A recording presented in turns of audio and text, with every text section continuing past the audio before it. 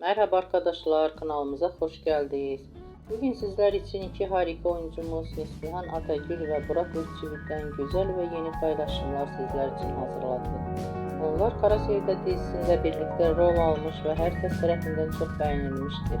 Biz de sizler için onların güzel fotolarını hazırladık. Bu videoların devamı gelmesini istiyorsanız kanalımıza abone olup yorum yazmayı unutmayın. Herkese teşekkürler.